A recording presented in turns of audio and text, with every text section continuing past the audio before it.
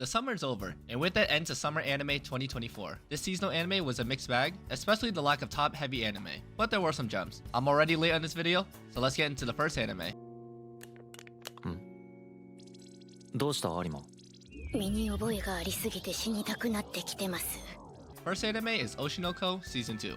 Season 1 was a banger, and with Season 2, I wouldn't expect it to live up to Season 1. With Season 2, we are now on the journey for the characters to grow into the roles as they try to move up in the entertainment industry. We see some characters get more focused on, such as Aqua, Kana, and Akane, and Ruby takes a back seat, but she'll get her spotlight soon. I still enjoyed the season, and even though it was never going to live up to Season 1, it's about the journey, and I'm excited for the rest of the series. I'm caught up on the manga, and let's just say, it's a roller coaster. I still enjoy the season, especially seeing the characters act and actually do their jobs, especially Aqua, since this is pretty much a side quest to him. I do like how they make characters stand out, and we do get some backstory on different characters, all the different traumas they went through to get to this point. I like Oshinoko, and I can't wait for the next season.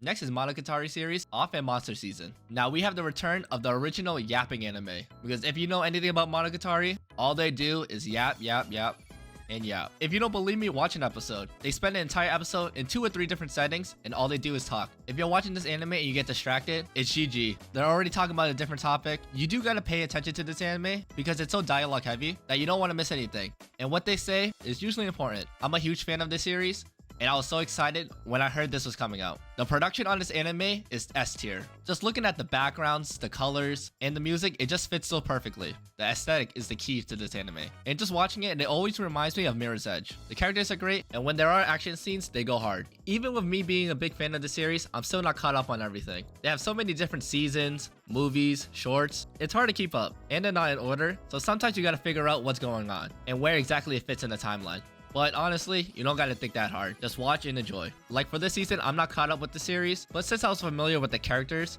I was able to piece it together. Honestly, if you're new to the series, you could probably watch this and figure out what's going on. But watching the previous seasons will get you familiar with the different characters they are talking about. I recommend the season and the entire series. And when you're watching it, watch in release order. そのために僕は登るんだ。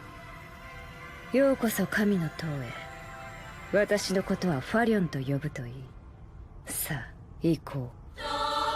Next is Tower of God Season 2, Return of the Prince. Now, I was pretty excited for this season. I really liked the first season when it came out in 2020, so I was pretty excited to see what will happen to Bam, especially with that cliffhanger from Season 1. With Season 2, I'm pretty disappointed. Not only did the art style change, there was a time skip. Time skips can be done well, and they have been done well in the past. But when you have one season of a show, and your second season is a time skip, you can't have that happening. The world and the characters aren't established enough, especially with Season 1 coming out 4 years ago. I forgot bits of the plot and how the whole world works. And with the time skip, it throws you right in there, and it feels entirely different. While watching clips from Season 1, it had so much more flavor, the characters and the plot was more interesting, and the art style was a breath of fresh air. It looked unique, and it worked. But with this new style, it became very generic. It looks like every fantasy anime that's out there right now. There are enjoyable moments in this season, and I'm interested in seeing what happened to Bam, but Season 2 is just so soulless. Honestly, one of the best part of this anime was the Yamcha death. The Yamcha death pose is the new Akira slide. Tower God Season 2, I was pretty disappointed with a soulless sequel, and hopefully the second part of Season 2 can bring me that excitement I had for Season 1.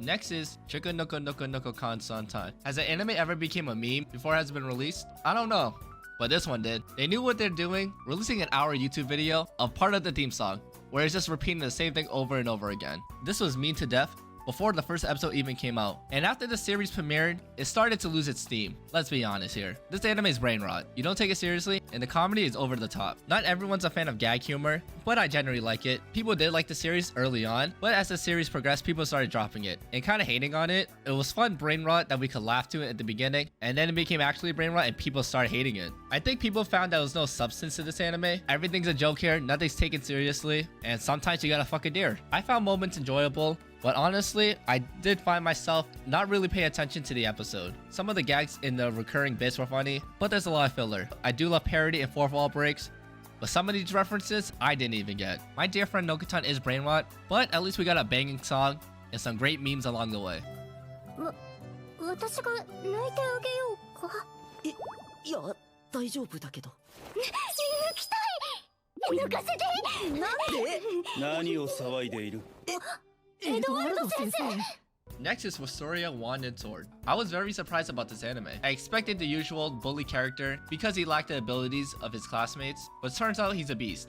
But this anime is basically Mashley without the comedy. The fighting scene shocked me. They looked fantastic, and it went hard in some moments. I'm a sucker for this type of plot, and it's done very well. The characters look good, his classmates, the antagonists, are pretty interesting, and I just love it when they get served some humble pie. It's an enjoyable anime. Wistoria is definitely way above average. The animation is pretty nice. It's an 8 or even S tier. This anime was very surprising to me, but after the first episode, it hooked me in.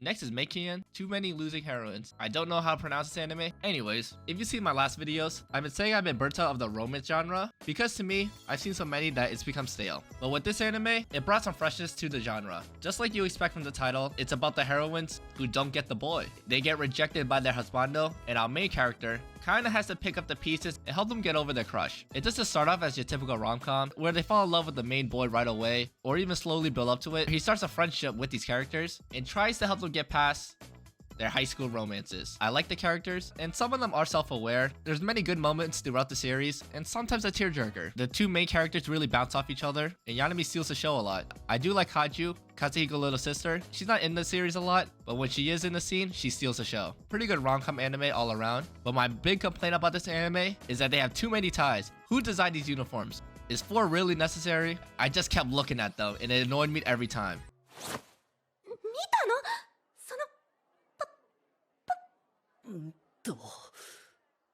本当に素晴らしいものを見せていただきありがとうございました。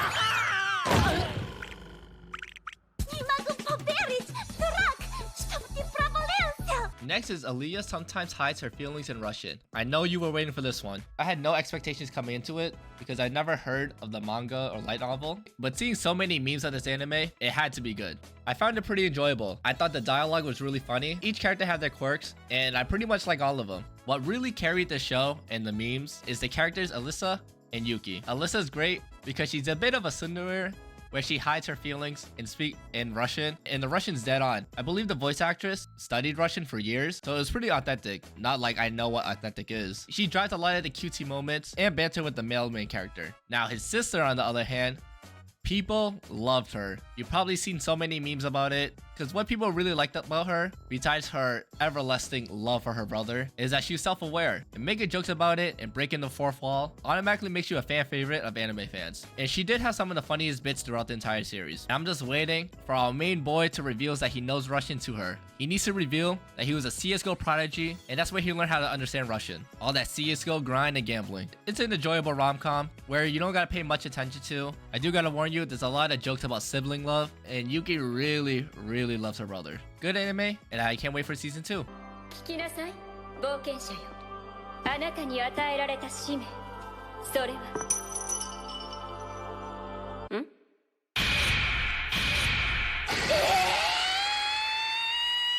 Next is No Longer Allowed in Another World. We got our first isekai of the season, and I love this one. There's always some reincarnated or isekai gems each season, and this is definitely one of them. The characters are great, the design looked nice, and I found it funny as hell. Our main character Sensei is a Giga Chad, and all he wants to do is die. But in this nether world, he cannot get granted that. Sensei is trying so hard, and the enemies fail to help him out. His party is jokes, and he has a unique power, where he's able to send all the other worlders back to their original world. But he needs some motivation for that. A great isekai all around, and if you're not a fan of the genre, I think you will like this one. It has some similar tropes. I found it very different, especially with the plot. And I believe it's based off a real person, where there was a pretty famous author, and he wanted his life to end. I really like this anime, and I really want a second season. 後輩くんに介護してほしいのじゃよ。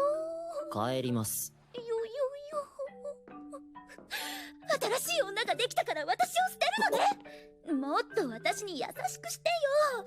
Next is Days with My Stepsister. Now from the title of this, I thought it was gonna be some degenerate step-sibling love that we have way too many of. But it's really not like that, and there's more to it. This isn't a romance comedy, it's just a romance. This one feels more realistic, where you have two high schoolers become a family. Their parents remarried, and then they're step-siblings. But just because they're a family now, doesn't mean they have that love for each other. They're teenagers who meets a complete stranger and now they're family. They slowly start to build up their relationship and they set barriers between each other early on and they're slowly being broken down. Our main characters begin to know each other and slowly develops that love. I wasn't expecting to be that kind of love, but of course it did turn into that love somewhat. At the end it was kind of ambiguous because they're high schoolers. They're also figuring out what type of feeling they're having for each other.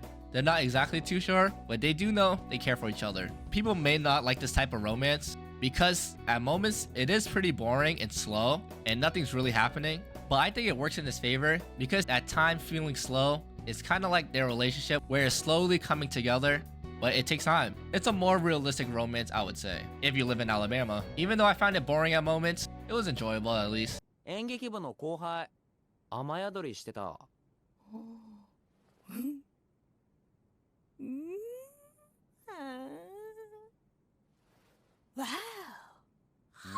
Next is Pseudo Harem. Now I heard a lot about this manga and I was pretty hyped for this anime. I love me some harem genre time to time. This one is peak. Rin is a great character. She is peak. She is the tip of a mountain. She's an aspiring actress and she acts around the boy she likes. And she becomes every type of anime character in a harem. I found it funny, especially how she struggles sometimes to keep up the act. I like the progression between the two main characters and their constant banter with each other. They do become a couple and I'm always for that because in animes, how many times we don't see the couple get together? And then we see them continue to date, so that's even better. Overall, just a great, funny show to watch that is very chill with great characters. Rin has to be the best girl, right? She could be any caricature you want.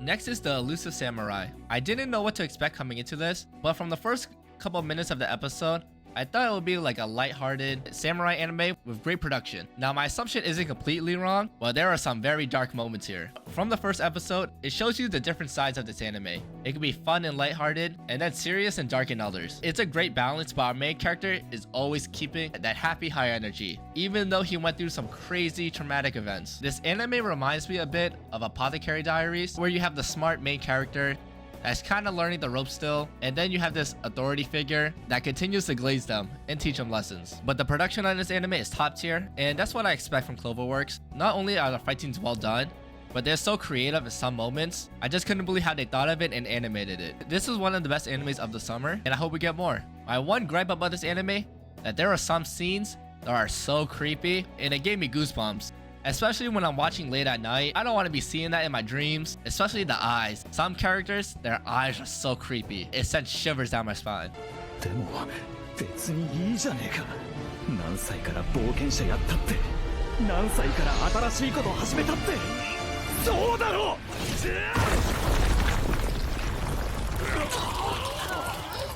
Next is the Ossan Newbie adventurer, trained to death by the most powerful party, became invincible. Now with a title like that, you know what to expect. And it is what you expect. I did find some moments enjoyable in this anime, but it's pretty average, and it's like all the other ones with the same crazy title. Our main character Rick is older, but he's still chasing his dream of becoming an adventurer. He trains with the best party where they killed them over and over again, and then he became one of the strongest. He basically trained like Goku, but he has a hard time controlling his strength, and sometimes is oblivious to how actually powerful he is, when he should know better, because he knows the party he trained with is the best party ever. 2/3 of this anime is a tournament arc. It's a cliche all around, but there are some enjoyable moments I found. At least the production of this anime was decent. It's a very skippable show, but if you're fans of the genre like me, you find some good moments in it. 先輩って好きな女の子とかいる？もちろんリリエルに決まってるだろ。あの子は絶対俺を裏切らないからな。Next is 2.5 Dimensional Seduction. Now we have a cosplay anime, and I'm surprised we don't get more of these. Of course, with the success of My Dress Up Darling, we were bound to get a couple more cosplay animes. And I found this one enjoyable. It does have similar tropes to the harem ecchi genre, but our main character is slowly building himself a harem, even though he doesn't know it because he's only into 2D girls, which of course he is. This anime does go more into cosplay and otaku culture compared to My Dress Up Darling. So if you're a fan of that culture, I think you will enjoy this one if you could get past the ecchi moments, if that's not your thing. I like this anime. It was a good watch, and with 24 episodes, I am expecting more development of the characters, and hopefully our main character Masamune can get over that 2D love because he has so many girls around him that want him, even though he's nothing special in my opinion. But that's how a harem show goes. あのズボラが遅かったな。幼いさん。美味しかったよ、ケーキ。 Next is How to Become Ordinary. Now this anime is interesting to me. This is a mystery detective type anime. From the first episode, our main characters kind of just want to blend in and be ordinary. They talk a bit about their past and then they go solve a mystery. I was thinking they're like Scooby-Doo, but their detective work is for mundane things. They solve cases like who stole the bag, or how did their friend make this great hot chocolate, or even better, a kidnapping. The way our two main characters talk, I thought they were like some Sherlock Holmes and Watson duo where they solve murders and missing people, but in reality, they're just detectives for regular life. If you lost something and need a plan, these are the two to go to. But the detective work got them in trouble. They're in what, high school? And sure, finding the answer is always great, but some students don't want the answer. They might find it annoying and that you're a know-it-all. And that's what these characters felt, so that's why they just want a peaceful, average life. But when something happens, of course they gotta try to solve it. This anime is slower paced, and I like the aesthetic and visuals of it. It has a feeling of something bigger is gonna happen. The visual, and with how it's framed, it kept me invested on the mystery, even if they were solving how someone made hot chocolate. Our two main characters banter with each other is great, and their dialogue between each other is realistic. They rope each other into the crazy schemes that usually involves dessert, because anime characters love desserts. I really enjoyed this anime. It was a change of pace of the usual animes I watch, but I can see why some people found this one boring and slow. I'm not gonna disagree with that, but I think those moments really help build up the mystery and it gives you time to solve it before the reveal. 参謀さん、遅れてすいません。バイトが長引いてしまって。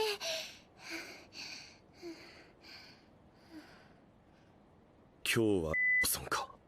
Next is the magical girl and evil lieutenant used to be archenemies. Now, I was gonna drop this anime, but I saw that each episode was only 12 minutes, so I stuck it out, and I'm so glad I did. I found this one really enjoyable. It's similar to the romance animes where the two main characters are enemies, but they start to fall for each other. Our main character, Lieutenant Shun, is very evil, according to his co-workers, but he falls in love with the magical girl trying to defeat him, and he just can't help himself. He has strong feelings, and they slowly start to get to know each other. She is broke, and she has to work hundreds of jobs just to have her money stolen by a degenerate cat. This anime is very cutesy, the characters are great, I like the romance between the two, and the side characters are hilarious. I really like the side character Hibana, the other magical girl. She has trouble expressing her feelings, and all she does is swear and bites people. And then we have the Hulk Hogan bird looking angel. He also steals the show. This anime is very short. Again, it's 12 minutes each episode, so it's a quick watch, and I really enjoyed it all around. I want more of it, but unfortunately the author did pass away, and she didn't release many volumes of the manga, so it would be left at where it is right now.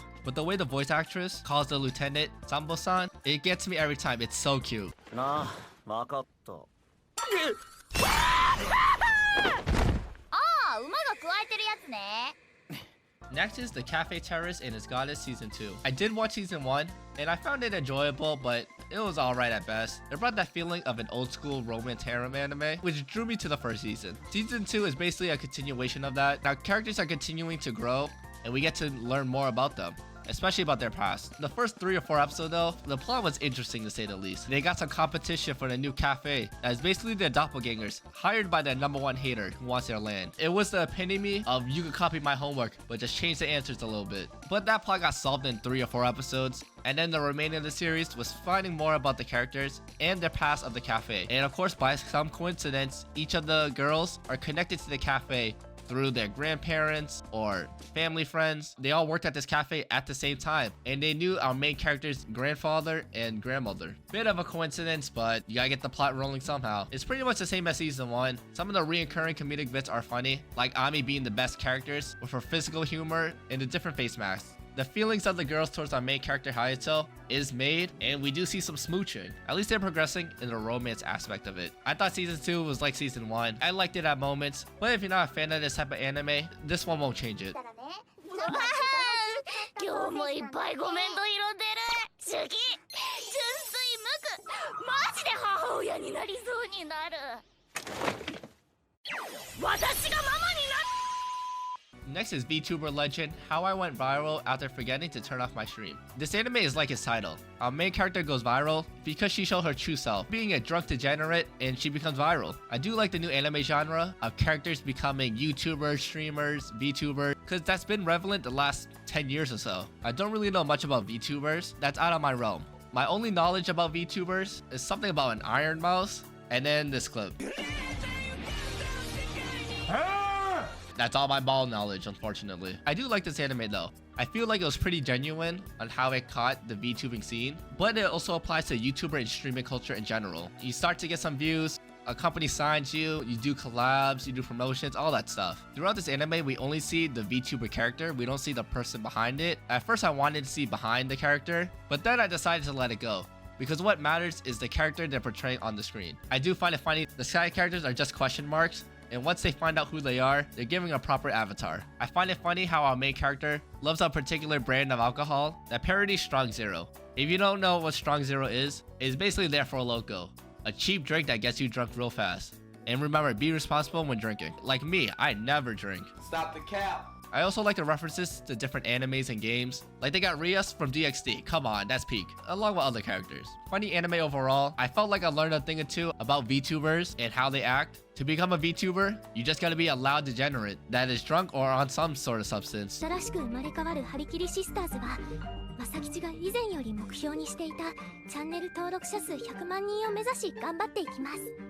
最後になりますが、これからもどうか応援のほどよろしく。 And the last anime I watched this summer was Mayonaka Punch. Now here we have another YouTuber anime where our main character gets kicked out of her YouTubing group. Now I won't reveal why she got canceled because I can't even repeat it because I might get canceled. She ends up meeting vampires and then she makes a new YouTuber group where the goal is to hit 1 million subscribers. Now that's a tall order, but they got the content to back it up. I found this anime funny, the characters are great, and I love the behind the scenes of making YouTube videos. It's not always easy to create content. They have to go through the trial of tribulations, especially with these vampires because they know nothing about it. The banter between each characters is hilarious, but there are some tear-jerking moments, especially with the characters' past. It did feel realistic with the YouTuber scene of how creators act with each other, the collabs, and how they suck up to each other. Great anime overall, and I hope it gets a season 2. Also, the song's a banger. Now for the animes I dropped this season. Some of these animes I would have finished watching, but I didn't have time for, or they just weren't interesting. We're gonna try to speedrun it because there's a good amount. First is Failure Frame. I became the strongest and annihilated everything with low level spells. Now this anime is right up my alley. It's a classroom that gets isekai, and our main character's weak, and he gets banished from the group. He is left for dead, and of course, he turns out to be really strong. I'm all for this type of anime, but for the first episode or two, nothing really captured me to continue this anime. Next is Isekai Suicide Squad. Now I was very excited for this one because I'm a huge fan of DC, and this turned out to be disappointing. It wasn't bad, but it wasn't that good either. It was pretty mid. It's your usual isekai with just DC characters. Some of the fight scenes were pretty good, but for the low tier fight scenes, the animation was pretty garbage. The plot was interesting, how they sent them to an isekai to take their resources, but the execution could have been better. I was hoping they would get isekai'd, and then they get taken to the royal family where they get the spiel of saving them, but they don't care and they just kill everybody. I was hoping something like that, but it turns out to be your regular isekai where they try to help the people of the world by defeating their enemies. If this came out 10 years ago, it would have been better when the isekai genre was still kind of fresh, but now it's so saturated. I did watch the first couple episodes dubbed. It was pretty good, but other than that, a very skippable show. Another problem I have with this was reading the synopsis of this anime on my anime list, and before they changed it, the synopsis had the word isekai used like 15 times. It wasn't even used right. They just saw the word isekai and thought, if we say it enough times, people will watch it. But sadly, they were wrong. Next is I Parry Everything. This is one of the animes I probably would have finished if I had more time, but then again, I was selective of what animes to finish. I did like the first couple episodes, but I saw where it was going. Our main character can parry everything, but he's kind of a doofus and doesn't realize how strong he actually is. He's a big counter to everybody. You know what to expect, and nothing against this anime, but I had to drop it. Next is the strongest magician in the Demon Lord's army was a human. I was going to finish the season, but after like 4 or 5 episodes in, I've dropped it. It's an isekai reincarnation where the strongest magician in the Demon Lord's army is a human. A couple of the characters do know he's a human, but they keep that to themselves. Everything about this anime was pretty lackluster. Some of the character designs were nice, and our main character low-key is building his harem. But like the usual character, he avoids it like the plague. During the battle, he tries to get no casualties because he doesn't want to kill humans, since he is one. You know what to expect, and I feel like I didn't miss much dropping it. Next is Why Does Nobody Remember Me in This World? The plot of this anime was pretty interesting, but the execution of it and the mediocre production made me drop it. The plot of our main character being transported in an alternate reality when all his friends and colleagues don't remember him. This world is different because instead of defeating the demons in his original world, in this alternate timeline, the humans are on the back end, and the demons are almost winning. He of course has to fix it while trying to figure out why he's in this timeline. It's a good plot, but after the first 2 episodes, I found it boring, and it was really going nowhere. Next is Senpai is a Otokonoko. This anime, I kinda do regret dropping, because it looked pretty promising. I really enjoyed the first episode, but as the seasonal anime went on, I lost track of time, and I had to make some harsh cuts. And unfortunately, this was one of them. This anime got positive reviews, and it might be one I have to come back to, especially with this scene from the first episode.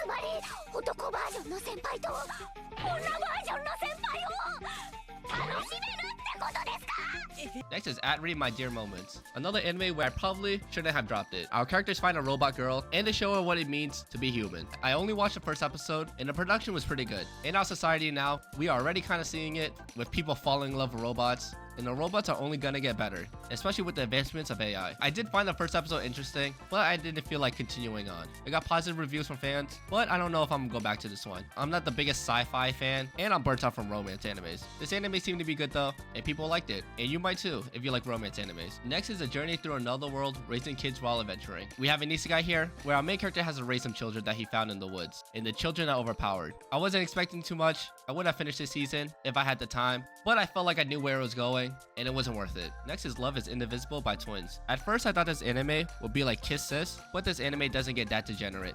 Our main character dates one twin, and that twin breaks up with him because her sister likes him, and our main character has to choose between the two. And where I thought the plot was going, that he was gonna date both of them, but it turns out he's pretty undecisive, and at the end of the season, he still doesn't choose any of them. Your classic romance anime, where the romance goes nowhere. I dropped the show, I just didn't really care for it, and I'm not regretting it. Last show is Bye Bye Earth. Now this one I thought could be interesting, where our main character is a human in a world filled with animal humanoids. Of course she is judged for only being human by these racist animals, and has to face many adversities along the way. I think she gets a great sword or something, and becomes an adventurer. I don't really know, I only watched one episode. I thought it could be interesting, but it felt like it was gonna be average to below average. There were animes that started during the spring season and finished in the summer that I plan on to continue watching, but it's on hold for now. Shows like Slime Season 3, The Zakura Family, and The Fable, I still plan to finish those seasons. But those are all the animes I wanted to talk about for summer 2024. Now there were a bunch of animes that I didn't mention that were pretty hyped for the season. I didn't talk about them because I didn't finish their previous seasons. Animes like Fairy Tail, 100 Year Quest, The New Kogigas, and From Me to You, which is pretty insane that they got a 3rd season because season 2 came out in 2011.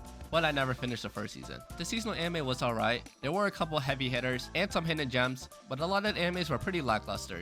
Again, I was very behind this season because I needed to finish my last video and I started a new job, so I gotta do better with time management. By the time I release this video, fall 2024 has already started, so I'm gonna try my best to get a video on that. Let me know what you thought about the summer season and what animes are you excited for fall 2024. If somehow you made it this far, thanks for watching and I'll see you in the next one. あんたみたいなやつにも登録ボタンを押させるために